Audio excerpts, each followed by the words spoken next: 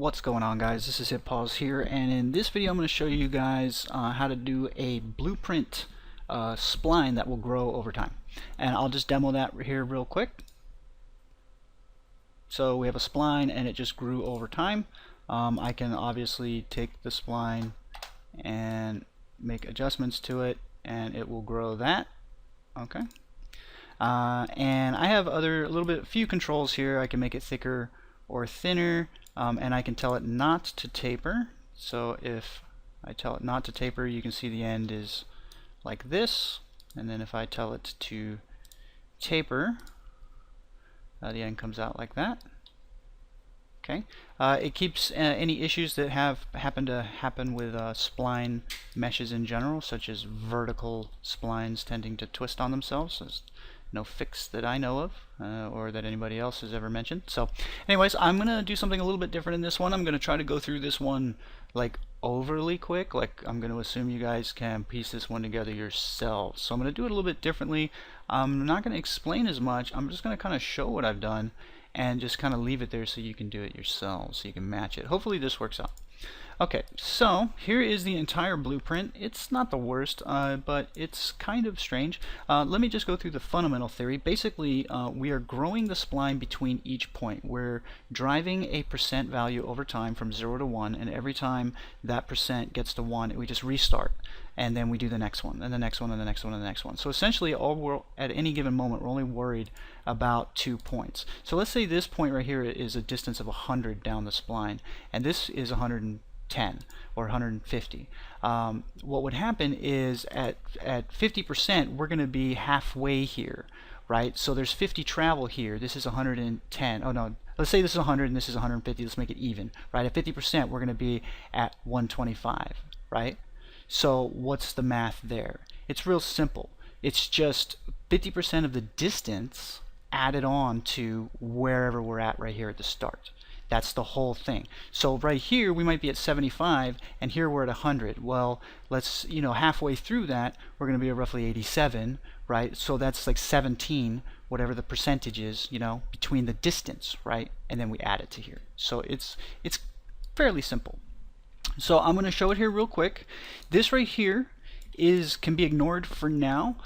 This is only because I have a construction script that basically does the same thing. Okay. Go ahead and pause it. It's kind of hard for me to get the whole thing in, but maybe if you have a good enough resolution, you can see that there's no in between. Let me do this on the zoom. Okay, so there's an image of it basically. I created a variable here called the spline list, and every time we add a new spline mesh component for each segment, I add it to this array such that it can be deleted at runtime so that you don't see the thing there. This is here so that you can see the spline in real time, how it's going to look when it finally builds. That's why this is here. Okay, so but we want to delete that, so we make sure that we add each one to this thing here. But essentially we do a for loop for however many spline points off of our original spline path, then we generate a new one. Alright, so doing that, so what we do here is our loop point, our grow spline segment. So the first thing we do is we add a spline mesh component. We make sure that manual attachment is off so that it just auto attaches itself. Let me go over really quick the settings here on the spline mesh component. They're over here on the details panel. Number one, I wanted to make sure that I added an actual mesh here. Now this is a very small little mesh. It's actually a cylinder that I created in 3D Studio Max that is 40 segments long. It's 18 around. It is 1 by 1, so it's a 1 height, 1 radius. That way my scale is essentially going to just give me by units. So this is going to be 10 units wide, right? So I'm scaling a 1 unit cylinder here. Turn that off here, and you'll notice that the cylinder is actually facing down the X. If we look over here down at the bottom, the X is going that way, so it's positive X, which means that my deform axis, my forward axis, needs to be set to X here, and that's basically really all you need to do. Now the other thing I did was I made sure that cast shadow was off, and the reason for that is because when it's not, the shadow's really bad. It's horrible, and I don't really know how to fix that. I just don't. It things come out of the bounding box and they draw differently. So all I'm doing is just shutting it off. Maybe that's really bad for you, and you have to figure something out. I don't really know. But essentially, you know, we just set the mesh. I don't have a material on it. You can set any material you want. And we want to make sure we set the forward axis. Okay, also, you need to make sure that it's set to movable. These actually default to static, and it will fail, and it won't let you do this setting the moving the endpoints and stuff like that. So make sure that it gets set to movable. And that's all you need to know. Then what we do is we figure out the distance between points. Now we have a variable here called index that we create. It's an integer. You're going to send this in through get distance along spline at spline point. So we're saying what's the distance at my point right now and what's my distance at the next point. We add 1. We subtract that. Okay, we have to kind of flip-flop this because the next one is going to be a higher distance. And then we get the distance between points, right? You know, between this point and the next one. Then we run this timeline, and the timeline is merely a timer. So each segment right now takes 0.1 second to grow, so it's actually fairly quick. So if I increase this, I have to do it here. Now this is kind of a bad thing about this method. However, this is actually important that I do it, at least I do it this way, because I need this thing to take a specific amount of time so that I can track something else along it as well, right? So this will now, if I compile this, will now grow quite a bit slower than it originally did. Okay. So we're doing it by timeline, not by tick. Like I said, the reason is this way now we can know it. You know, if we have 10 segments, it's going to take exactly, you know, 1 second or 2 seconds, whatever, however the hell the math is, or however long you make this, it's going to be that same amount of time every time, and that's important. Okay, so coming directly out of there, we basically just go and straight set the end scale, but we get a bunch of math here to figure out what that is. Now, essentially, scale. Originally, I had just plugged scale in here, and there was nothing else. This was just empty. And all that did was tied in the fact that scale here would drive this whole thing. But then I decided, well, if I wanted to make it taper like a vine, I'm going to need to do some math. So we ended up going back a little bit ways, but the math is actually fairly simple. So again, we actually do a little bit of map tracking back here to get distance from the start and from the next point. But basically we go back to the start and we grab some stuff here. So what I'm going to do is I'm going to see what I can do here about just go ahead and take a screenshot of that or just recreate that, and then I'll put it right here so you can see where that all goes. Okay, so we're coming out of here from percent. Alright, and remember distance between points here gets fed right there. So the percent gets multiplied by the timeline. So this is how we're growing. And then what we do is we add it on to the original start point. So this is the distance along the original index, not the next one. Okay, so that's why what we do is we take our percent, you know, our distance, multiply it by the percent, then we add that to the start point, exactly what I said, okay, and then we feed that in here. We figure out where's that location, and then we tell that to be the end location of our spline mesh. Okay, and we then again here for that would be the start. Okay, the start's very simple, it just comes straight from it. Boom, start and end, they just come straight from it. And then the end is important because that's traveling, and that goes down the line here, based again multiplied by the percent over here to our original, and then added on to the original location. We get that distance. Remember, this is giving us the new adjusted distance, and then we convert that to the location. Boom. And we can do the same exact thing, get tangent at distance, and we do the same stuff, and we go here. Boom. Now, the only thing I did here about tangent was something different because you have to, based on the percentage, you have to multiply your tangent down. Basically, if you have a very small, because the way it works is it's going to take the tangent from the spline path. Okay, so here's what. Let me try to explain this right on the line here. It's going to make it a little bit easier to explain. Okay, so right now I have this really long tangent, right? And if I scale it, it actually changes the length. So it's actually really long to get this coming out. So what happens is, remember, I'm going to draw a new spline from this point. So what happens at like 1% when we're about right here? If I take this point and put it at about 1%, but I leave that tangent that huge, you see what we get? We get this like fold over effect. Okay, and you'll see that get drawn every time. It'll just be folded over like that. So what we do is, because we're, when we're only at 1%, we should only be, down that a little bit, 1%, we just multiply that tangent so that it just gets real tiny. And that causes the line to actually adjust perfectly.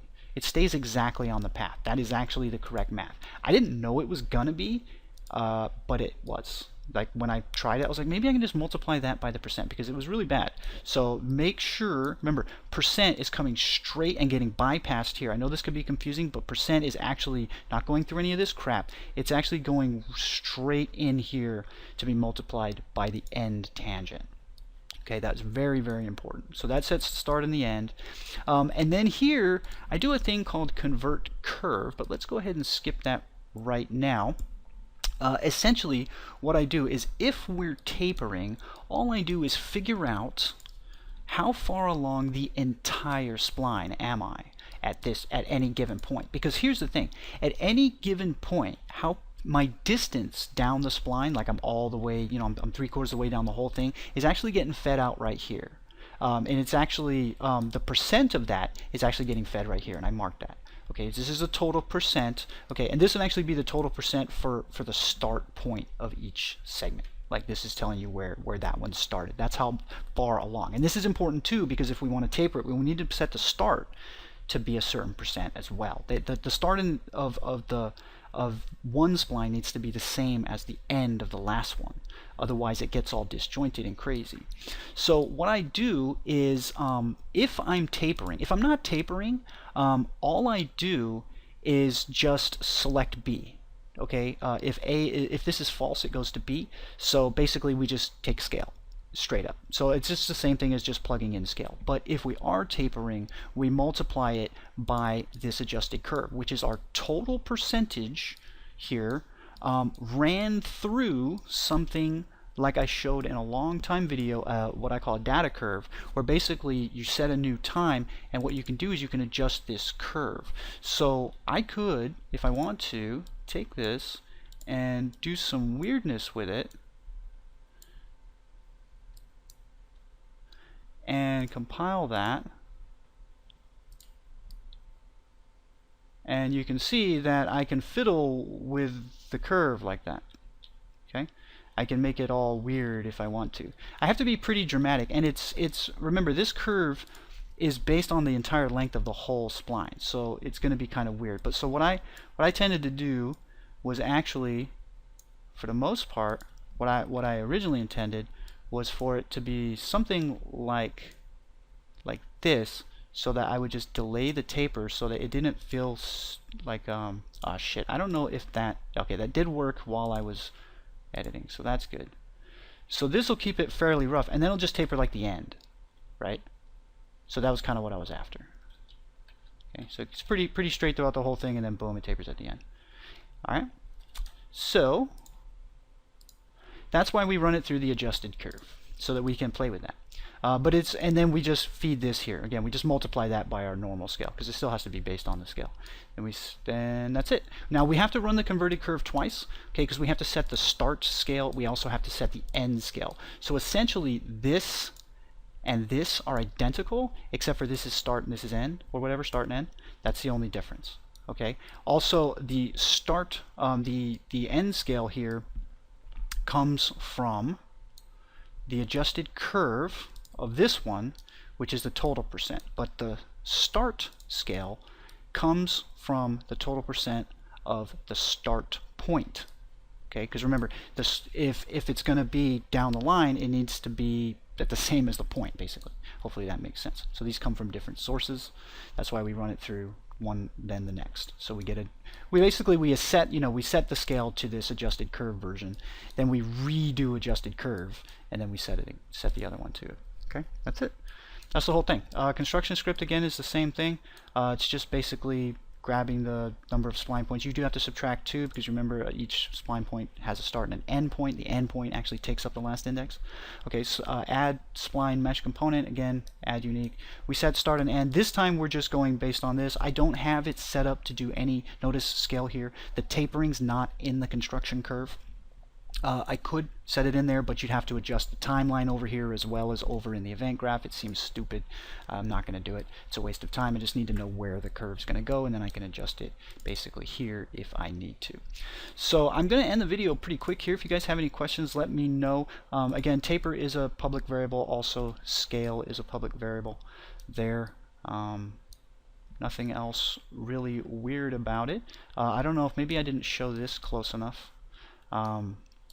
Basically, this is just giving us a distance. You know, get the distance along the spline at this point, right?